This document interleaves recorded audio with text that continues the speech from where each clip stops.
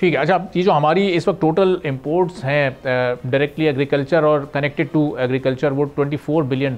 अभी हमारे prime minister ने, हमारी गवर्नमेंट ने भी एक उड़ान पाकिस्तान नाम के प्लान को अनाउंस किया और उसमें उनका फोकस भी आईटी और फिर एग्रीकल्चर सेक्टर ही है। तो इसका मतलब अगले 5 सालों में गवर्नमेंट का भी बड़ा फोकस है एग्रीकल्चर सेक्टर में इनोवेशन लाने के लिए, इसको फ़रोग देने के लिए। हम अपनी इस मार्केट के कॉन्सेप्ट को अगर बेहतर तरीके से अडॉप्ट करते हैं, अप्लाई करते हैं, तो ये हमारी ओवरऑल एक्सपोर्ट्स में, जो एग्रीकल्चर की एक्सपोर्ट्स हैं, उसमें किस हद तक इजाफा हो सकता है? बिल्कुल, देखें जो मंडी में इस वक्त जिस तरीके से माल बिकता है, खरीदार खुद फिजिकली प्रेजेंट होता है, वो कमोडिटी को इंस्पेक्ट करता है, अपनी तसल्ली करता है कि जो वो खरीद रहा है वो उसके पसंद का माल है या नहीं है।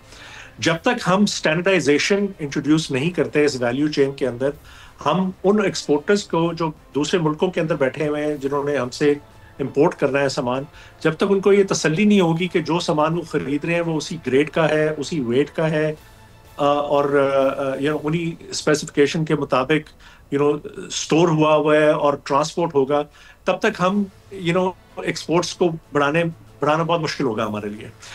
ये पूरा जो कॉन्सेप्ट है, ये एक बहुत बड़ा इकोसिस्टम है। इसके अंदर फार्मर्स भी कनेक्टेड हैं, मिलर्स भी कनेक्टेड हैं, एक्सचेंज भी कनेक्टेड है, वेयर हाउस ऑपरेटर्स भी कनेक्टेड हैं, वेयर्स और ग्रेडर्स भी कनेक्टेड हैं, ट्रांसपोर्टेशन कंपनीज भी कनेक्टेड हैं, बैंक्स भी कनेक्टेड हैं, इंश्योरेंस कंपनीज भी कनेक्टेड हैं।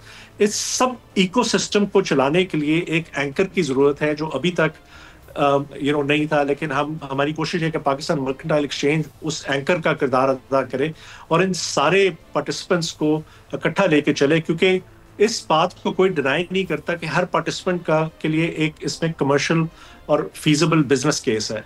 लेकिन चूंकि इन 7, 8, 9, 10 पार्टनर्स को इकट्ठे लेके चलना है, जब तक एक एंकर एक कंसर्टेड एफर्ट नहीं करेगा इनको इकट्ठा लाने में और इसको इन मार्केट्स को डेवलप करने में, और इसमें काफी इन्वेस्टमेंट की जरूरत है। It could need tens of millions of dollars, if not hundreds of millions of dollars to develop these markets. आप सिंपल सा एग्जांपल लेते हैं, एक ये टेक्नोलॉजी स्टार्टअप्स हैं कई, जिन्होंने 100 मिलियन डॉलर रेस किए हैं just to do buying and selling, B2B buying and selling.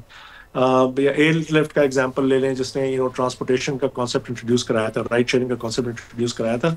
सो इस स्केल को, एग्रीकल्चर जैसे सेक्टर को प्रॉपरली ये नई मंडी के कॉन्सेप्ट को एग्जीक्यूट करने के लिए बहुत ज्यादा इन्वेस्टमेंट की जरूरत है।